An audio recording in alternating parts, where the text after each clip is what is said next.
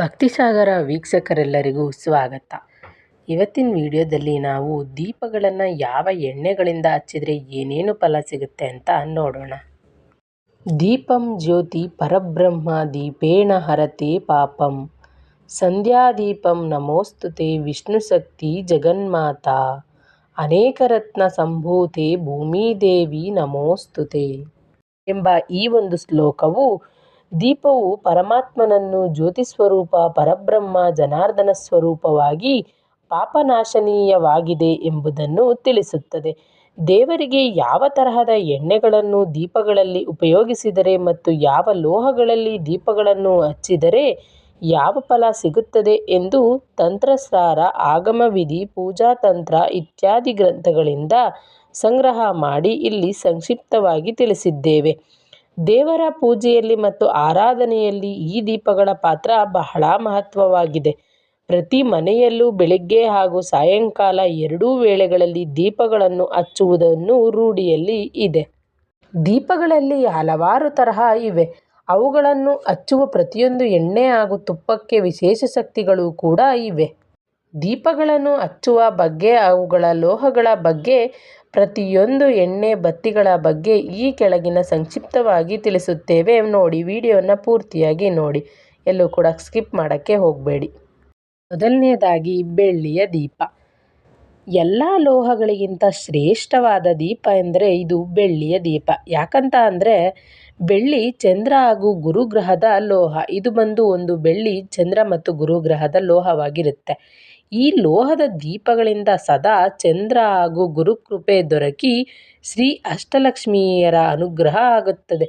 ಈ ಬೆಳ್ಳಿ ದೀಪ ಹಚ್ಚೋದ್ರಿಂದ ಚಂದ್ರ ಹಾಗೂ ಗುರುಕೃಪೆ ಮತ್ತು ಅಷ್ಟಲಕ್ಷ್ಮಿಯರ ಅನುಗ್ರಹ ಕೂಡ ಸಿಗುತ್ತದೆ.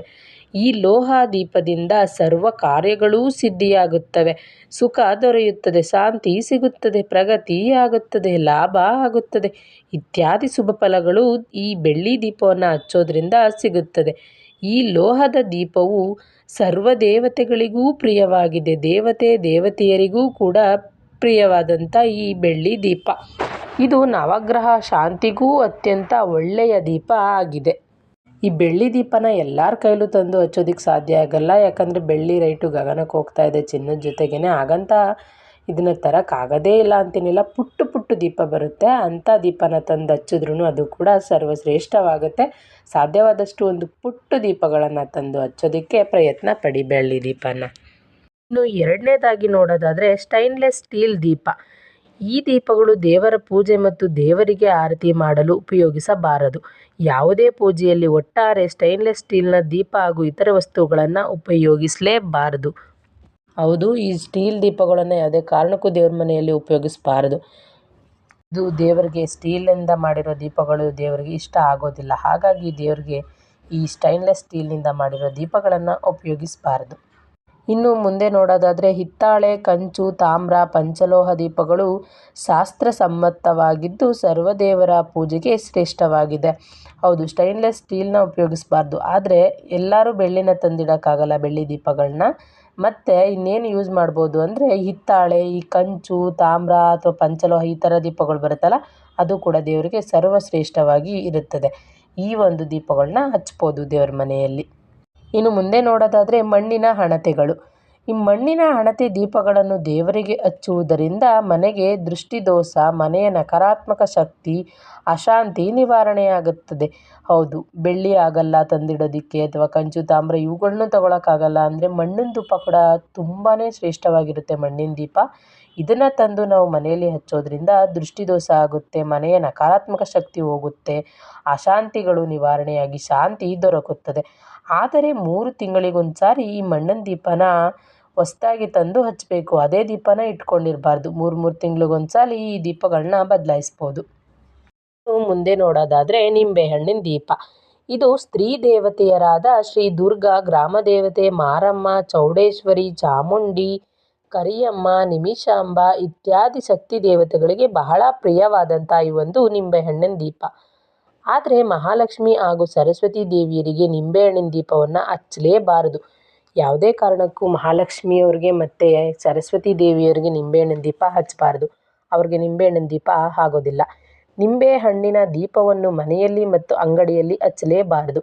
ನಿಂಬೆಹಣ್ಣಿನ ದೀಪನ ಎಲ್ಲಿ ಹಚ್ಚಬಾರ್ದು ಅಂದರೆ ಮನೆ ಒಳಗಡೆ ಹಚ್ಚಬಾರ್ದು ಮತ್ತು ಅಂಗಡಿಗಳಲ್ಲಿ ನಿಂಬೆಹಣ್ಣಿನ ದೀಪನ ಹಚ್ಚಬಾರ್ದು. ಈ ದೀಪವನ್ನು ದೇವಿಯರ ದೇವಸ್ಥಾನಗಳಲ್ಲಿ ಮಂಗಳವಾರ ಅಥವಾ ಶುಕ್ರವಾರ ರಾಹುಕಾಲವಿರುವಾಗ ಸ್ತ್ರೀಯರು ನಿಂಬೆಹಣ್ಣಿನ ದೀಪವನ್ನು ಹಚ್ಚಬೇಕು. ಸ್ತ್ರೀಯರು ತಮ್ಮ ಮನದ ಬೇಡಿಕೆಗಾಗಿ ಪ್ರತಿ ಶುಕ್ರವಾರ ರಾಹುಕಾಲದಲ್ಲಿಯೇ ಬೆಳಿಗ್ಗೆ 10:30ರಿಂದ 12 ಗಂಟೆಯ ಒಳಗೆ ಈ ದೀಪವನ್ನು ಹಚ್ಚಿದರೆ ಬಹಳ ಶ್ರೇಷ್ಠ. ಈ ಒಂದು ಟೈಮಿಂಗ್ಸಲ್ಲಿ ಹಚ್ಚೋದ್ರಿಂದ ತುಂಬ ಒಳ್ಳೆಯದಾಗುತ್ತೆ ರಾಹುಕಾಲದಲ್ಲಿ ನಿಂಬೆಹಣ್ಣಿನ ದೀಪನ. ಆದರೆ ಮನೇಲಿ ಹಚ್ಚಬಾರ್ದು, ಅಂಗಡಿಯಲ್ಲಿ ಹಚ್ಚಬಾರ್ದು. ಹೆಣ್ಣು ದೇವಸ್ಥಾನಗಳಿಗೆ ಹೋಗಿ, ಸ್ತ್ರೀ ಶಕ್ತಿ ದೇವಸ್ಥಾನಗಳಿಗೆ ಹೋಗಿ ಅಲ್ಲಿ ಒಂದು ನಿಂಬೆಹಣ್ಣಿನ ದೀಪವನ್ನು ರಾಹುಕಾಲದಲ್ಲಿ ಹಚ್ಚಬೇಕಾಗತ್ತೆ. ಈ ರೀತಿ ಹಚ್ಚೋದ್ರಿಂದ ಅವರ ಬೇಡಿಕೆಗಳು ಈಡೇರುತ್ತವೆ. ಇಲ್ಲಿ ಮಂಗಳವಾರದ ರಾಹುಕಾಲದ ದೀಪವು ರಜೋಗುಣದಿಂದ ಕೂಡಿರುತ್ತದೆ, ಆದರೆ ಶುಕ್ರವಾರದ ದೀಪವು ಸತ್ವಗುಣದಿಂದ ಕೂಡಿರುತ್ತದೆ. ಆದ್ದರಿಂದ ಮಂಗಳವಾರದ ದೀಪಕ್ಕಿಂತ ಶುಕ್ರವಾರದ ದೀಪವು ಹೆಚ್ಚು ಶುಭ ಫಲಗಳನ್ನು ಕೊಡುತ್ತದೆ.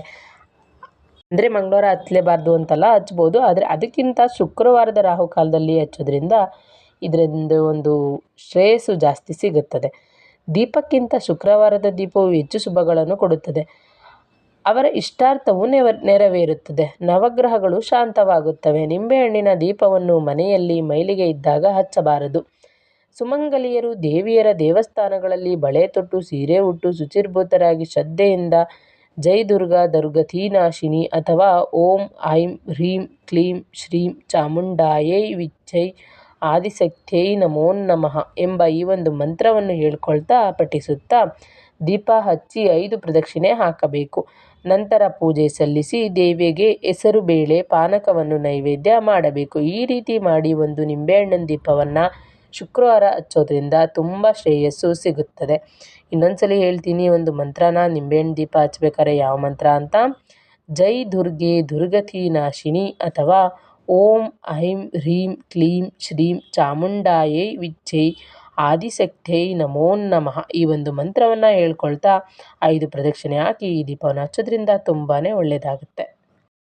ಇನ್ನೂ ಒಂದಷ್ಟು ದೀಪಗಳಿದೆ. ಎಳ್ಳಿನ ದೀಪ ಇರ್ಬೋದು, ಅದನ್ನು ಹೇಗೆ ಹಚ್ಚಬೇಕು, ಅಥವಾ ಇನ್ನು ಬೇರೆ ಯಾವ್ಯಾವ ದೀಪಗಳನ್ನು ಎಲ್ಲಿ ಹಚ್ಚಬೇಕು, ಯಾವ ಥರ ಹಚ್ಚಬೇಕು, ಯಾವ ಥರ ಹಚ್ಚಬಾರ್ದು ಎನ್ನೋ ಮಾಹಿತಿಯನ್ನು ನಾನು ಪಾರ್ಟ್ 2 ವಿಡಿಯೋದಲ್ಲಿ ನಿಮಗೆ ಕೊಡ್ತೀನಿ. ಮತ್ತು ಯಾವ ಎಣ್ಣೆ ಹಾಕೋದ್ರಿಂದ ಯಾವ ರೀತಿ ಒಂದು ದೇವತೆಯರ ಆಶೀರ್ವಾದ ಸಿಗುತ್ತೆ ಅನ್ನೋದನ್ನು ಕೂಡ ನಾನು ಮುಂದಿನ ವಿಡಿಯೋದಲ್ಲಿ ತಿಳಿಸ್ಕೊಡ್ತೀನಿ. ಈ ವಿಡಿಯೋ ಇಷ್ಟವಾದರೆ ದಯವಿಟ್ಟು ಯಾರಾದರೂ ಇನ್ನು ಚಾನಲ್ನ ಸಬ್ಸ್ಕ್ರೈಬ್ ಮಾಡದೆ ನೋಡ್ತಾ ಇದ್ದರೆ ಚಾನಲ್ನ ಸಬ್ಸ್ಕ್ರೈಬ್ ಮಾಡ್ಕೊಂಡು ಸಪೋರ್ಟ್ ಮಾಡಿ. ಹಾಗೆ ವಿಡಿಯೋಗೊಂದು ಲೈಕ್ನ ನೀಡಿ ಮತ್ತು ನಿಮ್ಮ ಇಷ್ಟ ದೇವರು ಯಾರು ಎಂದು ಕಮೆಂಟ್ ಬಾಕ್ಸಲ್ಲಿ ಮರೆಯದೆ ಕಮೆಂಟ್ ಮಾಡಿ.